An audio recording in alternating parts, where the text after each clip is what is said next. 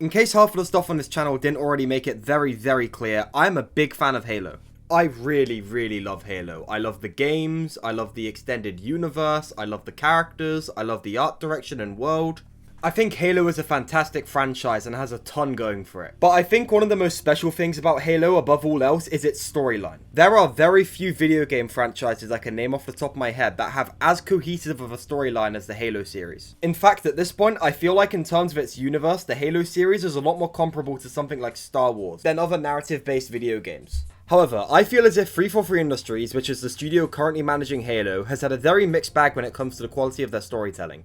Let me explain what I mean. In order to do this, we need to look into Halo's previous development studio, Bungie. Bungie's run of Halo games, reached through Halo 3, told the story of Master Chief and his AI companion, friend, lover, it's not clear, Cortana fighting the Covenant, which is a faction of alien races which believe the elimination of humanity is necessary in order to please their gods, the Forerunners. This set of Halo games told a simple story that was very easy to get invested in from an emotional sense with characters such as the Arbiter, and just from seeing the Human Covenant War unfold. You really got a sense that Bungie was playing the long game and had this whole thing planned out. Even though they didn't. No. The Ark isn't actually on Earth like we led you to believe in Halo 2. What's on Earth is actually a portal that leads to the true Ark. And do not get me started on whether Forerunners were humans or not. Bungie introduced that retcon, it was not 343. Anyways, Bungie's Halo game stories told one cohesive story arc about the humans fighting the Covenant and figuring out what to do with the flood that eliminated the Forerunners before them. There was a clear through line that connected all of these games, stories and character arcs. I don't think 343 Industries can say the same about their stories. Halo 4 was a new beginning for the Halo universe after the end of the Human Covenant and Flood War. It was very divisive when it came out, but whether due to Halo 5 being a disaster or Halo 4 just being great, fans really came around to this one. Being a kid who grew up with Halo 4, I'm probably going to be a little biased, but screw it. This game rocks. Arrest that man! Halo 4 had a bold new direction for the Halo universe in mind, introducing many new things to the story. The Master Chief now has an emotional arc based around his own person to work through. Cortana is dying from the AI equivalent of dementia. The UNSC is becoming bigger than ever, and with that comes its own set of challenges. One of these challenges is the Promethean army, who are led by a fierce and vengeful warrior servant out of his time called the Didact. However, his real name is Shadow of What the hell? Who has a kid and thinks, I think you look like a shadow of sundered star. Anyways, I think we're getting a bit off topic here. Seriously though, what a stupid name. The Prometheans were, in my opinion, so cool. I love that orange and metal aesthetic, and I think expanding the Forerunner enemies, such as the Sentinels, into a full-on faction for the Chiefs to fight was a very smart idea and logical evolution of the Halo story. Also, shooting those little crawlers in the face and seeing their heads explode is so satisfying. However, they were not perfect. The Prometheans were a bit rough around the edges AI-wise and occasionally resulted in some very cheap deaths, especially on higher difficulties. The biggest area of complaints that I've seen were in the Knights, who are viewed as very bullet spongy and could teleport. Also, these drone guys could really use a redesign. Halo 4's more human portrayal of the Chief and Cortana was also very divisive, with people claiming it was the wrong move for Halo to take. The point I'm trying to make with all this is that Halo 4 did a lot of new, good things for the franchise. It was also not perfect. It had ground to improve on, such as making sense of the new Covenant and fleshing out the Prometheans. Let's see how Halo 5 addressed these complaints. Halo 5 had the difficult job of expanding 343 Industries' new take on the Halo universe after the events of Halo 4 onto a next-gen console, but also had to lump in a bunch of new characters such as Blue Team's first in-game appearance and Fireteam Osiris in order to please the squad mechanic. All while trying to address the criticisms of Halo 4's narrative. 343's solution of this seemed to be to gut Halo 4. The Didact is nowhere to be seen, with him apparently having died in a comic book. Cortana's sacrifice at the end of Halo 4 is reversed in what possibly is the most ludicrous retcon I've seen in all of fiction. How are you still active? Rampancy. Entering the domain. Touching this place. It cured me. Try me. The cure for rampancy I found means AIs can be immortal. And she awkwardly takes the place the Didact should and probably would have taken. Speaking of Halo's protagonists, Master Chief gets absolutely no character development in this game whatsoever after 4 did tremendous work of expanding his character.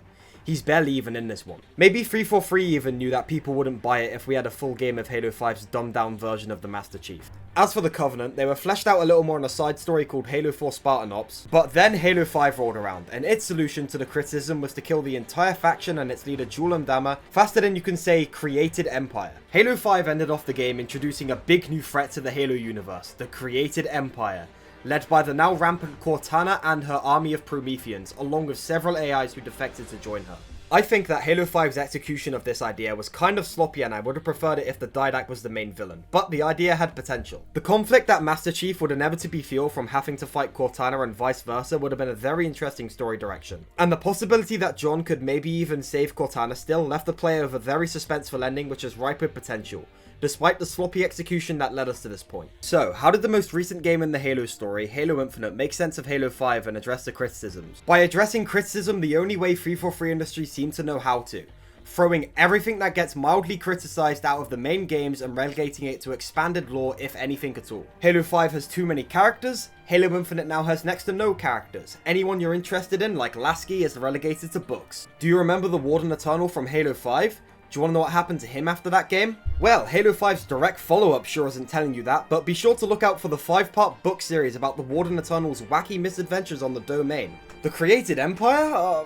Oh, you mean the Banished from Halo Wars 2? Yeah, no, they're the main villains of the Halo universe now. The Prometheans? What happened to them, you might ask? Where are the Prometheans in Infinite? The Prometheans are on a much deserved vacation. Receiving negative criticism of an antagonizing faction should not mean completely remove them from the main story.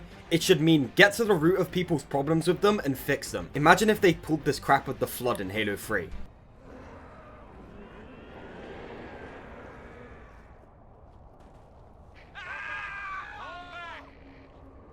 Are on a much deserved vacation. All of this being said, Infinite does do a good job at following up on one thing in Halo's story. Chief's character arc from Halo 4. 343 did an amazing job of responding to the Chief-centric feedback from Halo 5, because obviously they can't just relegate Chief to the books.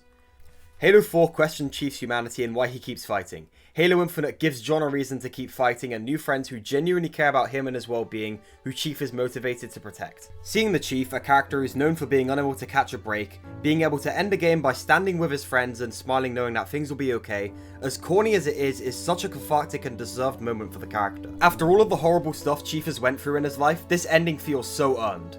It's a beautiful continuation of the character arc seen in Halo 4, and why I think that, despite my problems with how the Reclaimer era stuff is handled in Infinite, I still think it has one of the better Halo stories. However, like mentioned before, it isn't exempt from criticism. Infinite suffers from the same problem that all of 343 Industries' Halo stories suffer from. They're all trying to introduce the next big thing, and it never sticks. Halo 4 introduced an evil Forerunner as the new big bad, only for that to be thrown away. Halo 5 introduced Cortana as the new big bad, only for her to be thrown away.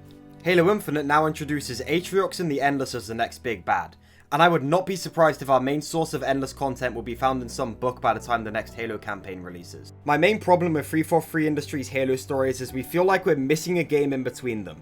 Halo 5 feels more like Halo 6 than anything, and Halo Infinite feels more like Halo 7. But I want to make sure the record is set straight here. The solution to this problem is not to go to what Halo Infinite's now doing and rip it all to shreds to go back to the extremes of Halo 5. Infinite has a lot of great things to introduce. The pilot and the weapon are already some of my favourite Halo characters. The Endless are really interesting and I'm very excited to see where that plotline goes.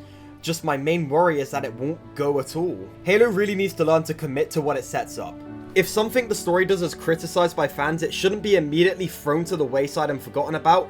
It should be built upon and improved, so people who didn't like it become fans. Halo needs to break this destructive cycle of resetting itself whenever something is even slightly criticised by fans, because it's leading to a narrative where every chapter is setting up the next big story arc. Halo needs to just pick a story arc and stick with it. Don't try to reset itself. If it needs to be improved, just improve the current story. Because right now a series once known for its great overarching stories really can't boast anything like it. I couldn't really find a way to stick this in without kind of breaking up the video pacing and like that ending, but keep the Endless around, don't get rid of them, keep Atriox and the Banished around, just have the Endless take control of the Prometheans. You know, like how they do with the Sentinels in Halo Infinite. Also, I love Fernando and the weapon, please keep them around. Okay, one last thing, I really miss Lasky. Okay, that's all, bye.